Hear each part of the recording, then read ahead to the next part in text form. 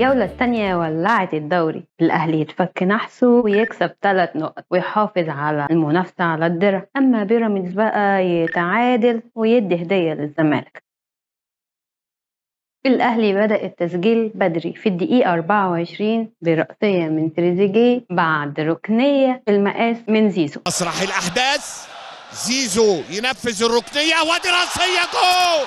وسموحة يفاجئنا قبل نهاية الشوط الأول بهدف R2 عن طريق صامويل أمادي. الإثارة والمتعة دي صامويل أمادي بيوسع، يا عيني يا عيني يا عيني يا عيني. ويخلص الشوط الأول 1-1. وفي الشوط الثاني الأهلي يضغط قوي لكن ما يسجلش. الأهلي محتاج الفوز قوي ويقرب الوقت من الدقيقة 90 والماتش يبقى ما بين سموحة وجمهور الأهلي.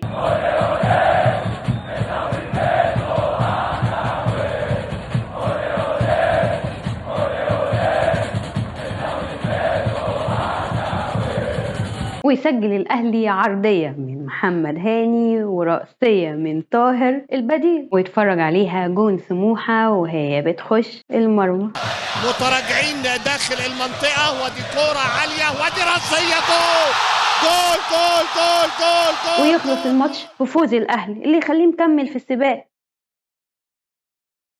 المصري وبيراميدز ماتش مجنون يعدي 100 دقيقة في الشوط الأول بدون أهداف والتعادل سيد الموقف لحد ما المصري يتقدم في الدقيقة 77 بضربة جزاء يجيبها كريم بامبو. الأربوطي يدخل لجوه يسدد تسديدة في منتهى القوة وضربة جزاء لصالح النادي المصري. بامبو والشناوي وفرصة للنادي المصري.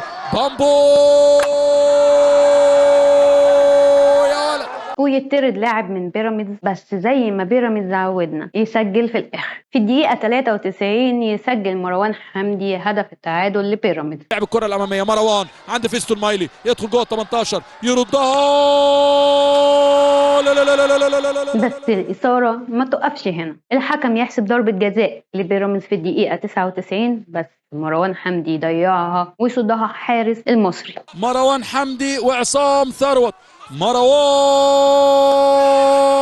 ويخلص الماتش تعادل 1-1، نتيجة تخدم الزمالك في تقدمه في الصدارة. الدوري وصل للحظات الأكثر إثارة، الزمالك لسه متصدر الدوري بعد تعادل بيراميدز والأهلي في المركز الثالث متساوي مع بيراميدز. الزمالك هيلاعب بيراميدز الأول وبعدين الأهلي هيلاعب بيراميدز ونوصل لمباراة القمة بين الأهلي والزمالك واللي فيها هيتحدد مين يستاهل لقب الدوري. تفتكروا مين هيبقى بطل الدوري، الأهلي ولا الزمالك ولا بيراميدز؟ قولوا لنا رأيكم في الكومنتات، ولو عجبتكم الحلقة دوسوا لايك وتابعونا علشان يوصل لكم كل جديد.